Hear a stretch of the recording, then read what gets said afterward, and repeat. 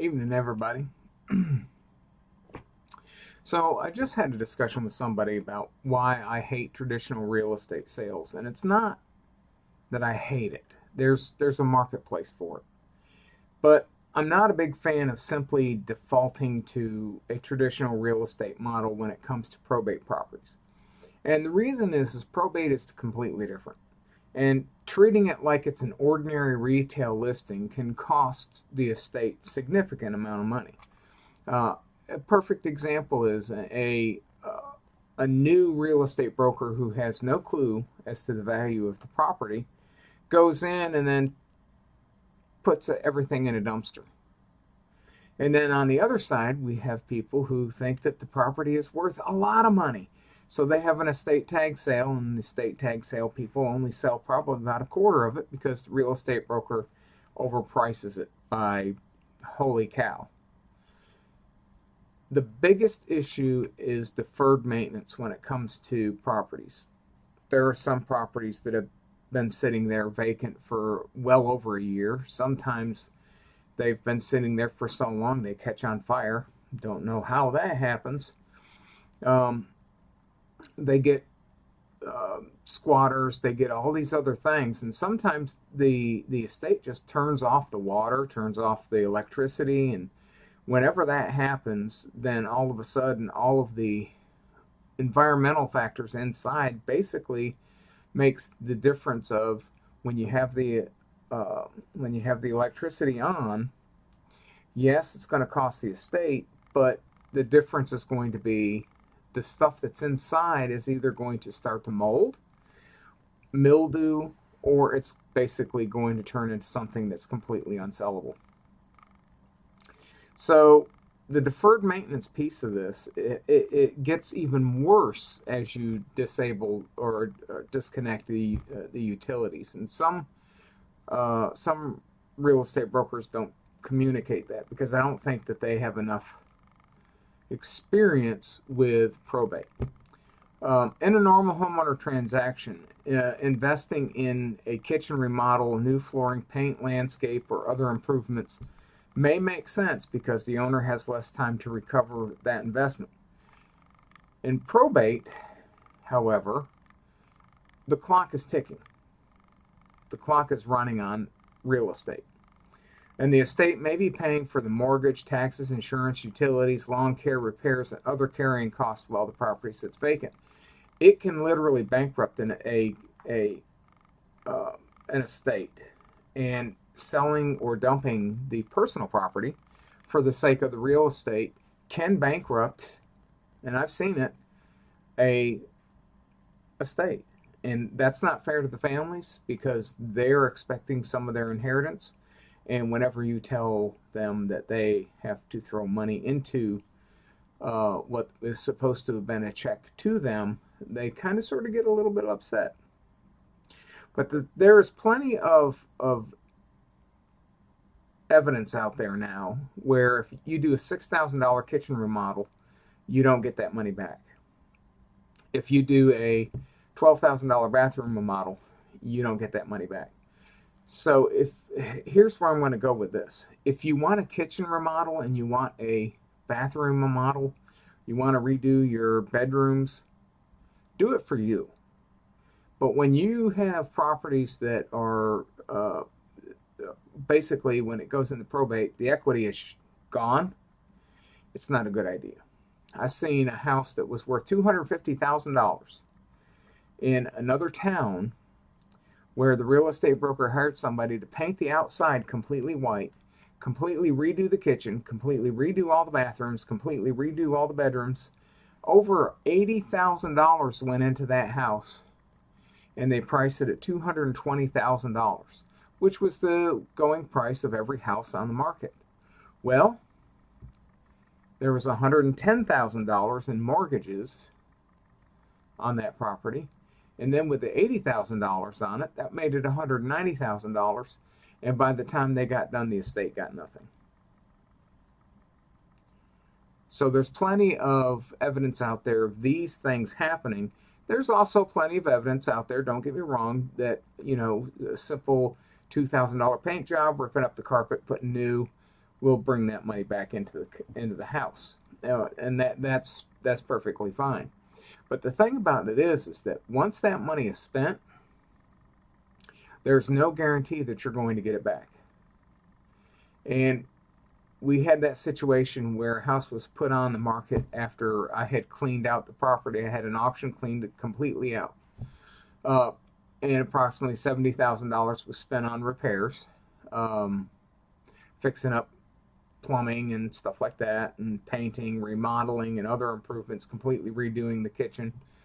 And the expectation was that the investment would increase the property's value and make the house more marketable.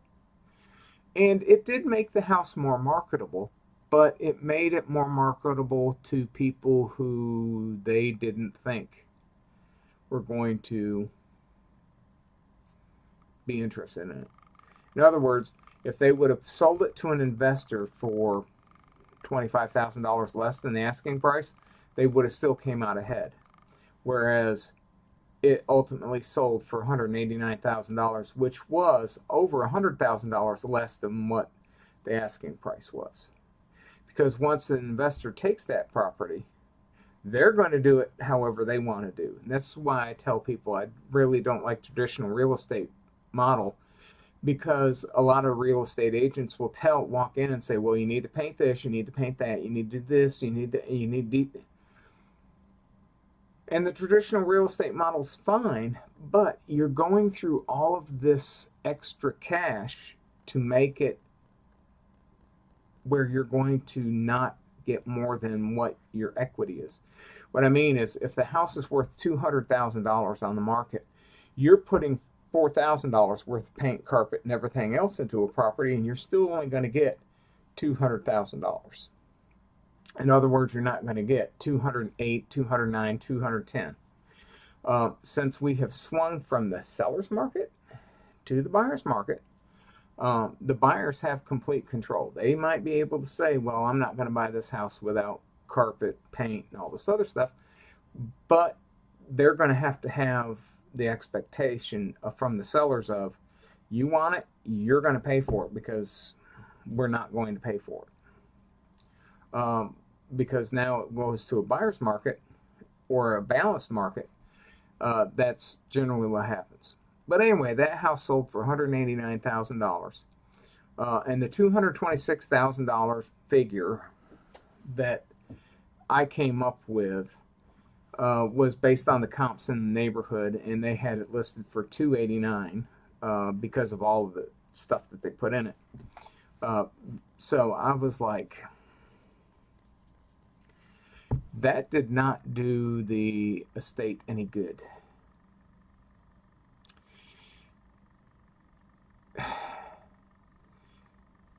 So we have discussed this in and out, me and the real estate broker, and the broker admits that she should have just said, look, we could do all of this, but it's not Raleigh. This is out in the middle of nowhere, and we're not going to get $500,000 for a completely redone house.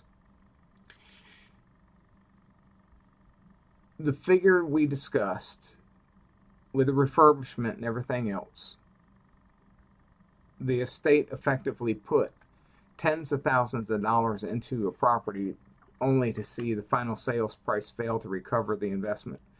By the time everything was accounted for, virtually all of the equity and the money that I made in that particular house went to that black hole that was created because of that. Because now you had to make up the equity, and you had to make up sales price, and the buyer still came to the door wanting concessions. The estate barely had enough proceeds to satisfy the mortgage when they got all said and done. This is exactly why I believe probate properties deserve a different approach. It doesn't require different thinking, but it does require 3 approaches, not just one. And most of your real estate brokers who are attached to a real estate brokerage will give you 1. An independent, like me, will give you 3. So let's talk about the auction method. A lot of people think, well, if I'm going to go to auction, then I'm going to wind up giving the house away for $1.50. That is nowhere near the truth. The properties that we put up have reserves on them. An auction can preserve the value while creating an expedited defined sales type timeline, which means we're saying that we have a reserve on this property of, say, $226,000. We're selling it as is. If you're coming to us, we're approving you. We want your pre-approval letter, not your pre-qualification letter, because you have to close within 14 to 21 days. Plain and simple. We don't have that financing contingency to worry about because they have to come with that money in hand. Right? And a lot of people say, well, you can't finance. Well, you can finance, but you have to get it before we drop the hammer. So instead of putting a probate property on the market and hoping that the right buyer will eventually appear, an auction creates a specific event, establishes urgency, and brings qualified buyers together all at the same time. And we might market it for a couple of days. We might market it for a month. But on auction day, it can close 7 to 10 days after.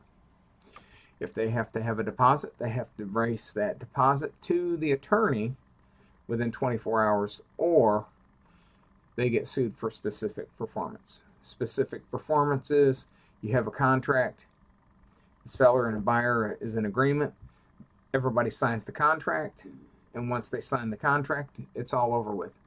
They have to come. The seller can sue the buyer for specific performance if they don't put that deposit where they need it, or at the attorney's office on time. Plus, not only that, but if a buyer backs out, the auctioneer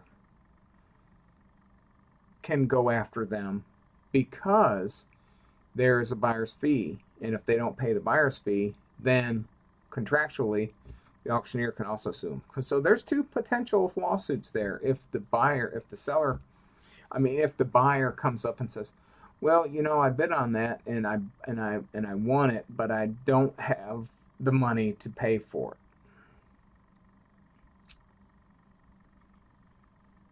That does not turn out well for that person. Whereas in a traditional real estate market, you will have a buyer come in and put an offer on a property. They will then, after they put the offer on and the seller agrees to it, the buyer agrees to it, they have a due diligence period. Then they will turn around and say, you know, Mr. Seller, I'm not interested in your house, only because I do not have the ability to come up with financing. And guess what? Sellers got to put their house back on the market again. So it's always this push and pull, whereas an auction, you got to come with the money. A properly structured real estate auction can establish a firm market period. It can create urgency among the buyers. It can eliminate uncertainty of an indefinite listing. Right now we're looking at 70 to 90 days. And an auction will very rarely do we see an auction go above 30. If we do, it'll be 45. It'll reduce the amount of time the property sits vacant. We don't like vacant properties because of looters and squatters and everybody else who has a more interest in the property than probably the estate has. Minimizes the carrying costs, so you don't have to continue paying every year after year after year. Reduce the opportunity for the property to deteriorate. Like I said, unplug the utilities and all of a sudden everything inside starts to deteriorate at a higher rate. Avoid many of the contingencies commonly associated with traditional transactions. And it requires buyers to demonstrate their ability to purchase before participating. That's why I like it. And it also establishes a predetermined closing timeline. So when they come and they bid and they win, they have 14 to 21 days to close. So it gets the estate out of that property pretty much ASAP. So in my experience, the auction transaction is really the quickest. They're rarely dragged out for months after the sale, like with some of the traditional real estate models. And a properly structured auction can frequently move from sale to closing in roughly 30 days or less, although 30 to 45 days may be more appropriate depending on the estate, title work, financing, court costs, requirements, and specific transaction. But during the time that that's marketed, the attorneys are doing the title searches, they're looking for easements, they're looking for encroachments, they're looking for all of that. And it's up to the seller to get those handled before the buyer goes and bids. But notice, these are title issues. These ain't, I don't like the paint color issues. There's a big difference. One is you're making it so you can transfer the title with a warranty deed versus, well, we're going to cancel the transaction because you refused to paint one room brown. I think I saw a thing where it says if you want to sell your house and get $6,000 more, you paint your bedroom chocolate. And I'm like, no. If that was the case and we walked into a house where the bedroom is painted chocolate, I think my wife would have a cardiac. Yeah. Gray? Maybe. The important point is that we stick to what the estate needs, not what... Did I hear you right? You said the buyer needs. Well, the buyer needs the house. The seller, the estate, needs the house sold. But they want to know what a timeline is. So it's important that the estate knows what the timeline is, and they also need to know what kind of basis we're going to be selling it. Are we going to be selling it on a $200,000 reserve, a $300,000 reserve? I've seen $1.5 million houses go for 2 to 3. Don't ask me how they did it. But when they get into a bidding frenzy, then generally a $1.1 million house can go for 1.6. It's common. I've seen a house with a barn that is about $189,000 because the barn was falling in, sell for $370,000. I have very rarely seen anything not sell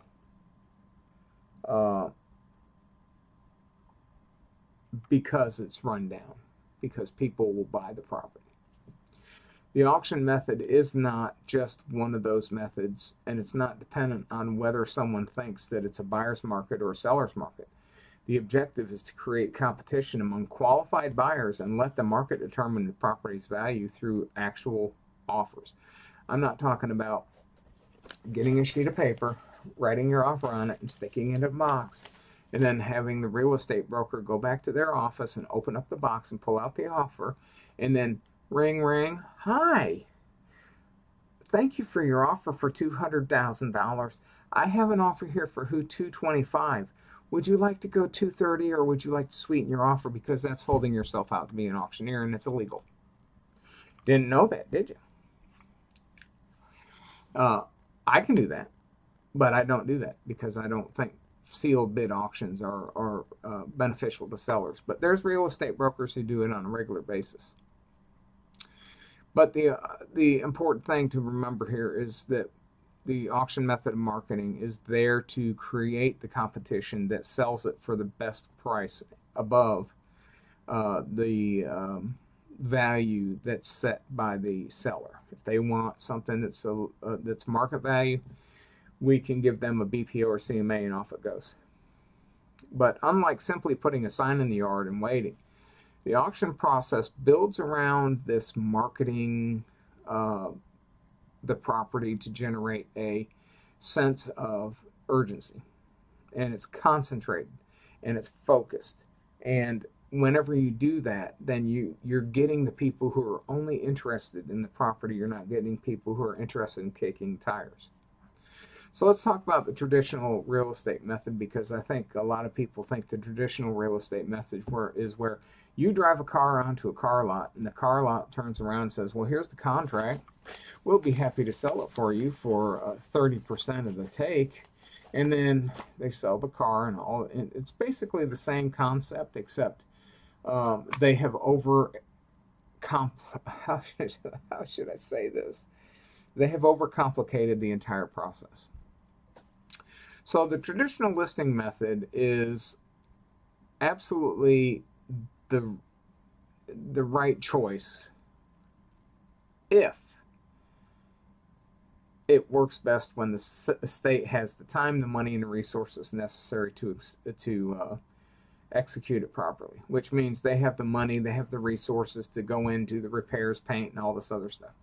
If an estate has substantial liquid assets available to make the repairs, renovate the kitchens and bathrooms, replace the flooring, paint the interior and exterior, improve the landscaping, remove debris, maintain the property, call 1-800-GOT-JUNK, pay the utilities, and carry the mortgage and insurance while waiting for a buyer, then the traditional listing may make perfect sense. The problem is that many probate estates don't have the kind of cash available, and in some cases they don't have the kind of time, because the bills come due. Because you have on one side a set of debtors who want their money yesterday, and they have a set of deadlines before they file a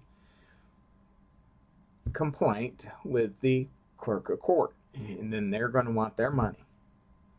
So the estate may have a house with substantial gross value, but very little available cash. And some of the real estate brokers will say, well, that's okay, we'll take care of it, we'll just take it out of the closing. And some people will say, well, that's great.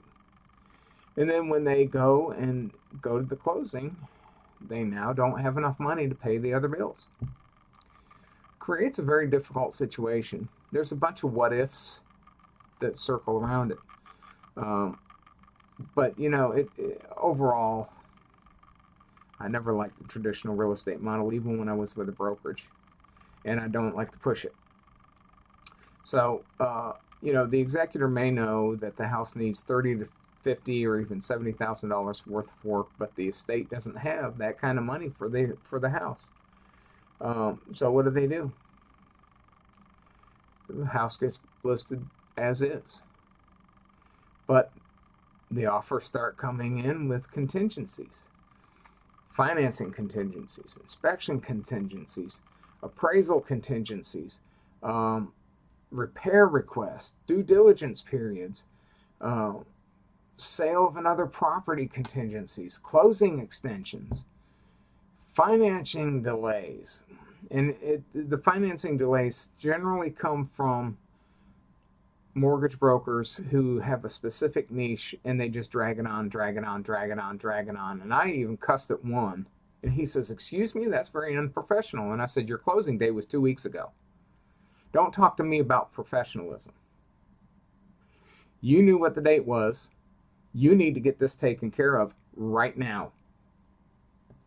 So as a real estate broker, you have to fight these disputes and everything else that come up. You're going to have some title issues, requests for concessions, requests for seller paid closing costs.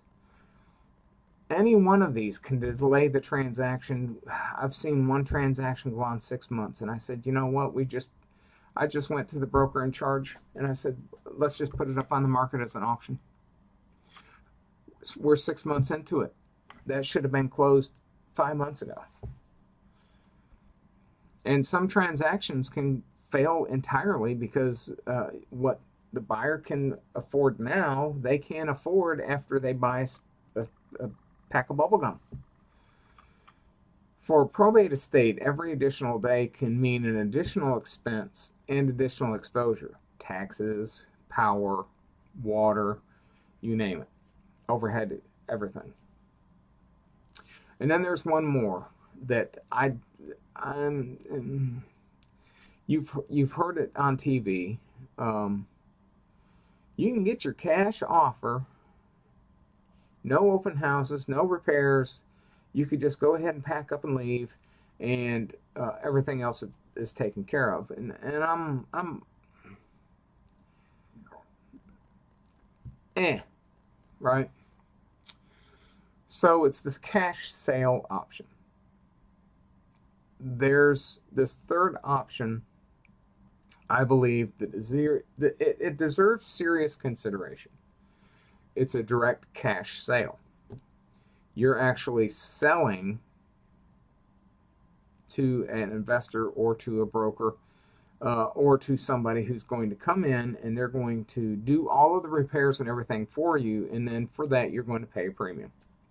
They're particularly useful when the estate does not have the money or want to undertake a full auction process, or they cannot afford the repairs or anything else like that, and they're absolutely tapped out when it comes to taxes and utilities and things like that. But you don't want to leave the property sitting there for a traditional market for months on end.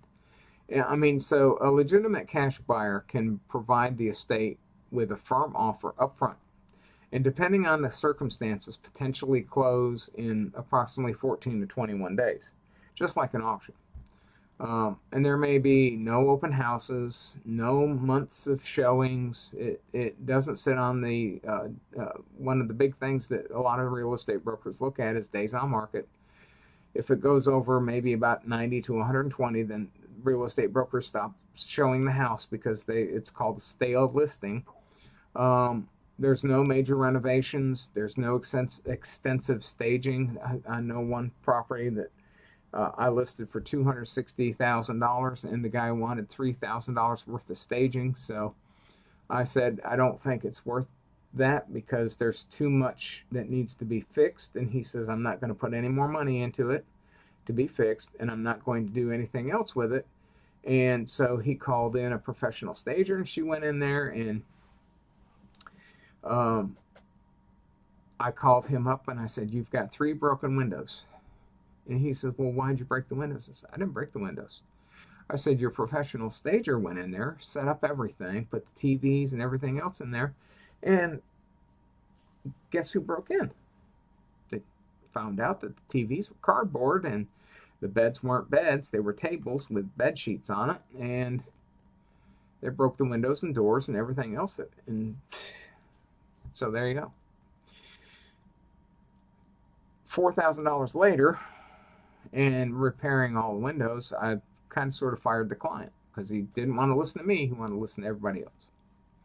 But the thing about it is that when you're doing the cash stuff, there's no extensive staging like that, and you don't have to wait for mortgage approval, and there's no appraisal contingencies associated with the lender financing, and it's a relatively simple inspection. They walk in, they walk around, and then they walk out and say, okay. And there's very limited negotiated repair requirements because they know that when they walk in, they're going to have to repair and take up the carpet and whatnot. And then they have a defined closing date. And the trade-off is obvious. The estate is exchanging some potential upside for speed, certainty, and reduced carrying costs. Because I can tell you, you can have a townhouse that's out there for an entire year, and you think that a power bill is $300 a month. You think the taxes are, maybe $2,000 in a big city. You have electricity and water that you have to pay monthly. Eventually you're going to get to the point where you're getting to $20,000, $30,000, $40,000 in carrying costs, and you have completely taken away the equity. You'll never get that money back. So that can be a very good trade when the alternative is spending another $20,000 preparing the property for market, carrying it another 6 months, and ultimately discovering that the market still won't support the price needed to recover the investment. That's why I like the auction method, and I like the cash method. There's one other caveat there. The real problem with probate is time. It's really the enemy. And the reason it is the enemy, because the longer you wait, the longer and the more expensive it gets. Ultimately, the question should simply be, which sales method gets the highest possible price? I can tell you, we have had people who did not open probate for an entire year try to get 2022 or 2021, 2022 pricing for their property, and they got 2018 and 2017 pricing for their property. So they thought it was worth $450,000. They got $250,000. Time is an enemy of probate because the markets are cyclical. They'll go up and down just like everything else. And you want to make sure that you are going to be getting the best value for the bang of the buck. So the question shouldn't be which sales method gets the highest possible price. A better question is, which sales method produced the best net result for the estate after considering price, repairs, commissions, carrying costs, risks, time, certainty? What handles you all of those variables faster? Which of those gives you the ability to be able to share more with all the heirs and the beneficiaries than losing all of that money? Because time is the enemy of probate, no doubt, and that's what generally happens. These are all very different. Those two questions are very different. $250,000 house that requires $50,000 in repairs, 6 months of carrying costs, multiple price reductions, and extensive negotiations may be substantially worse for the estate than a $225,000 sale that requires little or no additional investment and closes quickly. Think about that. $250,000 house requires $50,000 in repairs. You're down to $200,000. 6 months of carrying costs. Well, let's do it about $2,000 a month in carrying costs. That's what, $12,000? Multiple price reductions because you have people coming in saying, $250, and then it keeps going down and down. And extensive negotiations, maybe just they may negotiate you into thinking that you have a tail. So getting a cash offer for $225, and it requires little or no additional carrying cost payments or utilities or anything else like that, is probably a better option. Going to auction is probably the second best option because you're talking about the same kind of compressed timeline. You're talking about people who want to come and buy the house, and you're talking about on a traditional market 70 days right now is the average, and it's 8 to 15, 20, 26. So you're talking about 70 to 90 days it sits on the market before somebody goes, yeah, I think that's probably a good house. And the other thing to think about is your homeowners association dues are also required on those properties. And then you still have to go through and do all of the landscaping, and you have to get the lawn mowing and all that other stuff. And you also have to do the roofs. I mean, if it sits vacant for too long and a branch goes through it, well, the homeowners association will fix the townhome, but who's going to fix the inside? Now all of a sudden that puts a different equation in. So the thing about it is that gross sales price isn't necessarily the thing that is something that you should consider. It should be the net. Those two aren't the same. You can get $225,000 and you're like, oh goody, and then by the time you get done at the closing table, it's $150,000, and you're like, what happened? Well, you have costs, carrying costs, and all that other stuff. Plus, in probate, you're selling the house to pay debt, and you have to understand, you have to keep that. The debt doesn't get smaller. Debt gets bigger because it gets into this what I call the interest cycle, where you spend $500 and then you're paying $30 a month, but that's only paying the interest on that particular um, uh, credit card or whatever it is. You're just paying the debt. You're just paying the interest. That's it. So that distinction is incredibly important, especially in probate. And then there's the vacancy problem, another issue that should concern every single executor. What happens while the property is sitting vacant? Vacant house, I'm going to tell you, vacant houses become targets. Squatters, unauthorized occupants, vandalism, theft, copper theft, property damage, neglected landscaping, water leaks, HVAC failures, storm damage. There was a townhome that I sold that had lightning damage. Fried the boxes. General deterioration can turn a manageable property into a significantly more expensive problem. And if you let it continue on, some of those failures, like the water leaks, can create electrical leaks or electrical problems. And electrical problems and general deterioration can turn it into a fire hazard. So you have to ensure that you are handling all of these as needed.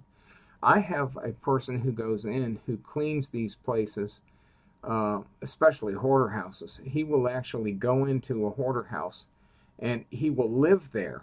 I mean, he stays there 24 hours a day, 7 days a week, sometimes an entire week, and fills dumpsters. And he's answering the questions of everybody coming in, and he's just heaving the stuff in the dumpster. And I'm not talking about, like, good quality stuff like this. I'm talking about bad quality stuff, like chip bags and all that other stuff, So I've had the police ask me about him 2 or 3 times, and it's like, I've got a contract. He's doing what he's supposed to be doing. The neighbors are doing what they're supposed to be doing. And I tell the police officers he's an Eagle Scout. I trust him. He's not going to walk off with anything, because if he walks off with anything, guess what? He doesn't get paid.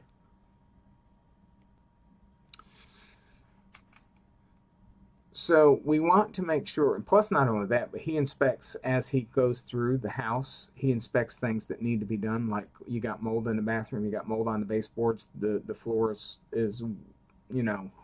like seeing. So he writes all that down and gives me a report that I give to the homeowners. And squatters are not simply an inconvenience. Now all of a sudden it becomes a legal thing where you have to go down to get them out, because they think that they own the place because nobody stopped them from moving in. And in North Carolina will say, well, the squatter has the right. So you have to, the faster you get this turned over, the better. A property that becomes visibly neglected or occupied illegally can create a neighborhood problem, increase repair costs, generate legal expenses, and negatively affect perceived condition of surrounding properties. And I can tell you this, one of the properties that I've seen where squatters moved in, they concreted the toilets, they were running a drug and a sex trafficking of minors out of the house, and when the world found out about it, all of a sudden everybody's property values within the neighborhood fell by $50,000 per. So, because the cops were always there. And then when the owner found out about it, they had to go through 6 months of legal stuff in order to get them out. And then finally the police showed up, escorted them out, and threw all their stuff in the yard. And then we called 1-800-GOT-JUNK, picked all that stuff up out of the yard, got it out of there, and turned around, fixed everything, and got it sold. So every month a probate property remains vacant is another month the estate is exposed to those risks and all of the costs. So the bottom line here is that there's no single sales method that's right for every probate estate. Your traditional real estate brokerage is going to go, well, we'll just do it, but like we normally do. An auctioneer will be like, well, you tell me what you want to do, because I represent the seller. I don't represent God and country and everybody else. It's interesting that those who do the traditional listing will make it sound like you're giving away your house for that much, a dime. That's not the case.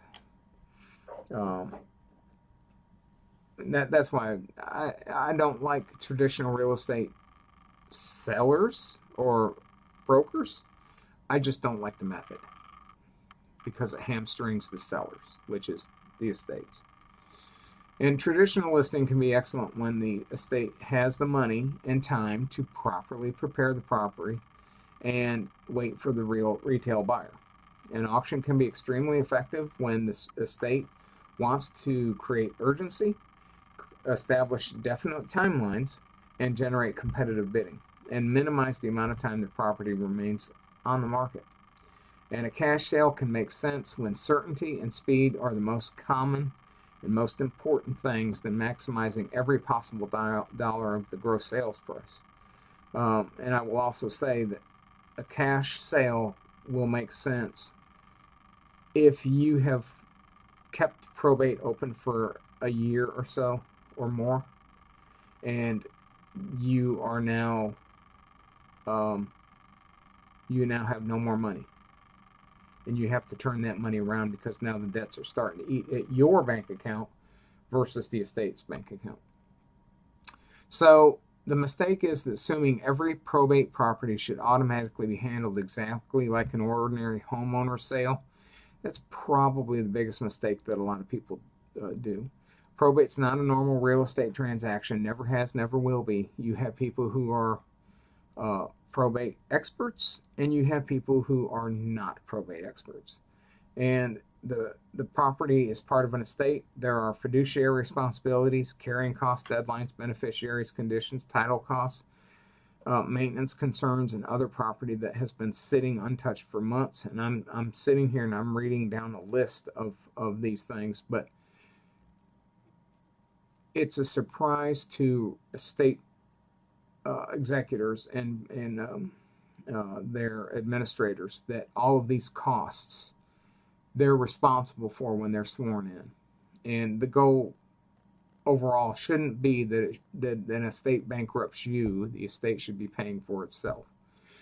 And the goal shouldn't be to chase the highest theoretical sales price. It should be to maximize the estate's net recovery while minimizing the risk and the additional cost to the estate, and unnecessary expenses, and the amount of the time the estate remains exposed to the property does not help it at all. That requires looking at the estate transaction, not just the listing price. Folks, if this helped you, please do not hesitate to let me know. I try to put content out there that helps you, and when I'm explaining why I have a particular affection for a certain thing, a lot of people say, well, you're an auctioneer, so you hate traditional real estate. Well, if you're in traditional real estate, you hate the auctioneer. And I'm saying I don't like the method. Those are great people. They work their butts off for that. I work my butt off for it. And I give you 3 options where they give you 1.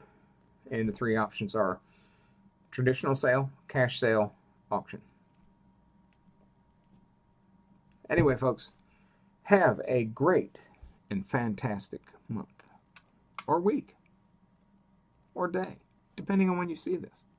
And don't forget, leave your comments down in the suggestion box.